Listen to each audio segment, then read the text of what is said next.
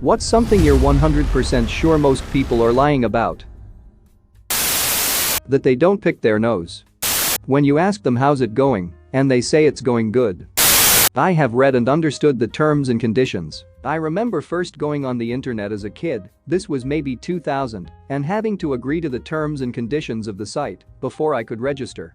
It was a kid's site, Harry Potter, maybe, so it told me to print it off and hand it to an adult. Me and my mum sat at the kitchen table and read through it. She was trying to teach me never sign anything you haven't thoroughly read through. The next time I signed up for a site she said, oh, just agree to it, I'm tired. I don't know if this is typical, however, my wife remarking to a friend of hers who had just given birth at a neighboring hospital, what a cute baby. When we departed, she said that the infant was possibly one of the most hideous newborns she had ever seen. Why they're late? It's funny, having been trained and worked in the sciences. Reporting failure is standard. Lying about failures will get the crap kicked out of you. You learn to smell an answer is too perfect data that is too smooth. And you release the hounds. All my co-workers have kids. Just give them the real stupid story about why you are late and move on. Headache, didn't want to get out of bed is common, and I believe them. The stability of their relationships. You'll notice the people with the shittiest relationships will always be posting pictures and lovey shit on social media. Whereas those with good relationships are too busy living their best life with their partner and too busy to really post anything. As a farmer, and this is one of my pet peeves. Crop yields. It's expected that every farmer you talk to will lie about how well their crops did. When you meet an honest one who tells you their actual yields, it's a really awkward conversation because you're taken back by the fact you don't have to apply the bullshit factor to figure out what his yields really were. I have a neighbor who always wants to know your yields first and then automatically applies a 10% increase to his. I don't even think he realizes he's doing it, but it's always reliably 10% more than yours. The way crop insurance works in our area is that farmers report their actual yields, they have to show receipts for delivered grain, and those averages are made available to other farmers like us that want to buy insurance. Comparatively, our yields are always just a bit higher than average. But I'm always the worst farmer in the area when the how did your crops do this year Dentist, how often do you floss? Me, avoiding eye contact, I think it was a week ago. How much their side hustle nets them. Had a coworker who regularly bragged about his side hustle and how much it made him. Said that he and his girlfriend coded web advertisements for local businesses. Found out later that his actual side hustle was stealing electronics from the store and reselling them. I know a gal that sells weed. She says she makes a lot of money off it. She also says she doesn't have the money to replace her broken dryer. I suspect the reality is the weed sales pays for her habit and a bit of pocket change, but nothing significant. The biggest offender I've noticed with this are stock market day options traders. Used to be in a GC with my friends, and they would always post their wins and make it seem like they were 50+% up in a month, while arguing their investment trading style is superior. Later on, 1 to 2 months later, and someone asks what everyone's all-time percent gain is, and these people who were making hundreds of dollars today are somehow up $50 in the year on an account with 5 figures to invest. I'm young, so it was always the kids who didn't work for their money and were just given it by their parents. I'm not addicted, I can stop whenever I want. I tell myself that about Reddit. I guess I'm not addicted, but a habitual user.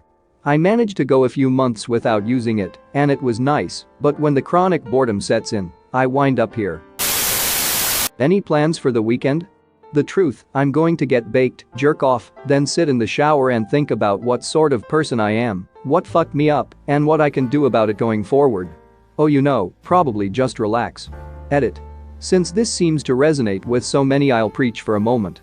Mental health issues and substance abuse aren't uncommon bedfellows. There are resources out there for you if you think you might need them. I ended up needing meds for the depression and anxiety, best decision I ever made. Keeping weed doses low and infrequent has been huge in staying out of the ruminating death spiral. I hope you're all okay.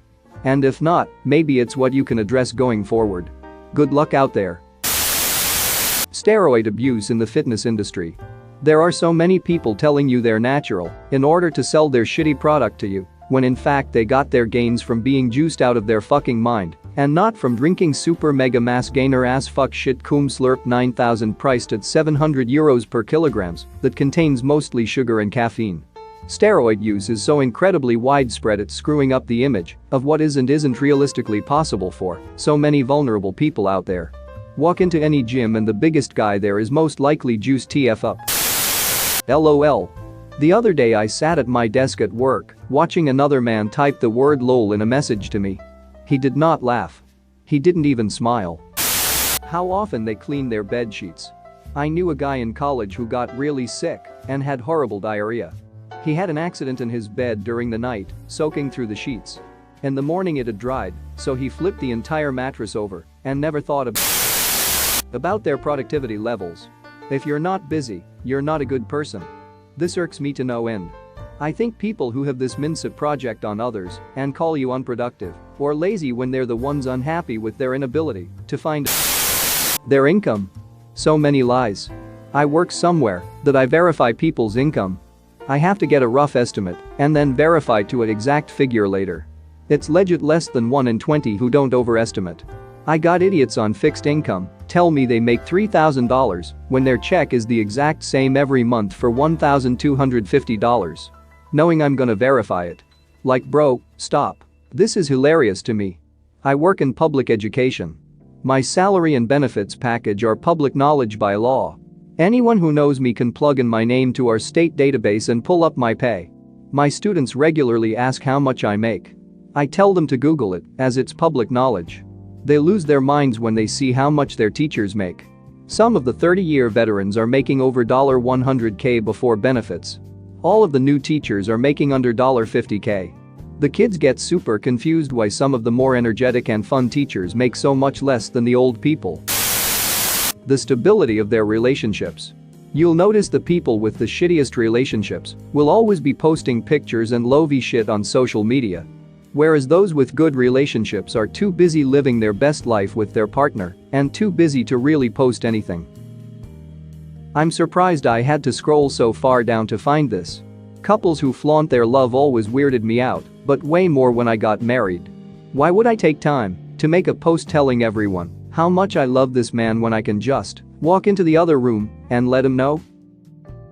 I post a lot of pics of my wife, but mostly because I think she's gorgeous and it helps break up the monotony of food pics and recipes on my Instagram. Think my wife have had less than 10 arguments over the last 6 years together. I don't buy the 5 times a week posts about soulmates or whatever. I'm more of a here's me and the wife. I know this woman from HS who would post pictures of her house, kids, husband etc. But then all of a sudden she moves the family from the suburbs to downtown Chicago and would post how life is better at X private school and would tag the school and snicker at everyone else who had their kids in public school. All her photos with her husband would have number calpligals and just how great their life was. Turns out, he was openly cheating on her, and the reason for the move to the city was for them to get a fresh start. It didn't work. They divorced, she's a therapist and ended up marrying one of her colleagues. Bunch of people were asking why a colleague of hers would his hand on her inner thigh while she was still married. BC every other post was of her, the husband, the private school and number calpligals. Anyway, now she's remarried, has a blended family, but the posts about number calpligals are still popping up. Makes me wonder if things are going downhill for her or if they actually are going well. Regardless of that, there's something about seeing relationships on FB flourish and then crash and burn. Oh, and the beauty of it all was that when she finally decided to divorce him, she posted photos of the women he had cheated with, but their conversations of trying to reconcile, her being mad she had to get tested for STDs, and why they're late. I'm not late often, but when I am it's usually because of something ridiculous where, if I said the truth it would sound like a lie. I was late to a meeting on Sunday because the driver drove past me twice, even though he had the pickup point on GPS and I was waving at him like crazy. Then drove to the wrong side of the river and had to circle back.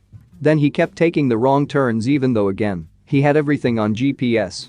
Then he kept making the wrong turns, but this time going the wrong way and almost crashing several times. My friends who were waiting for me at the place didn't believe why I wasn't there yet, so I had to send them a screen capture of the car icon on the app doing everything wrong. Should have just said I took too long doing my hair or something. The I totally quit my job like a badass stories on our anti-work. I clicked on the one dude's post history, and he posted screenshots of him quitting 9 jobs in 12 days, and each post had thousands of upvotes. I messaged the mods about the clearly fake posts, and they banned me and muted me. It's straight up creative writing. They're LARPing. I doubt that guy has ever had a job. Flat earthers. I comprehend that I'm wrong, and some people do actually believe the earth isn't round, but my brain legitimately breaks against that concept, that anyone could buy into the theory. Just an immediate "you don't actually believe that, no one's that stupid, you're trolling" reaction. What things are the parent's choice, and what things are the kid's choice? 9 times out of 10 I know it is the parent pushing it, and not the kid. I'm not talking about basic interests and hobbies, but where the parent insists that they wanted X and the child demanded Y, which is usually something extra high-level achieving. Example, injured child competed at a school sports event.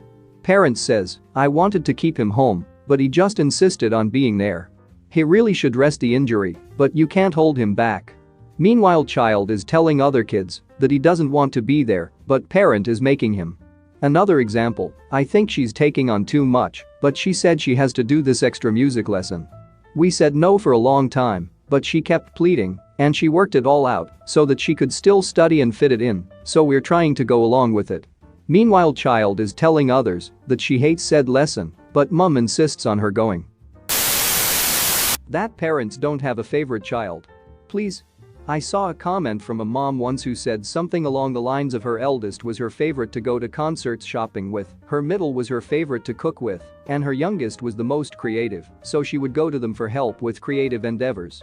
Like, your children are going to be different, so your relationship with each can be different, and it really does depend on the activity or the moment, like you said. It just made me look at parenting differently. I thought it was sweet. This might sound cold, but I think most people don't even take time to think about what they're committing to when they encourage damaged people to be more upfront about their problems. Having a miserable person around isn't a good feeling, but solving their problems feels good. That's where I think most people stop thinking.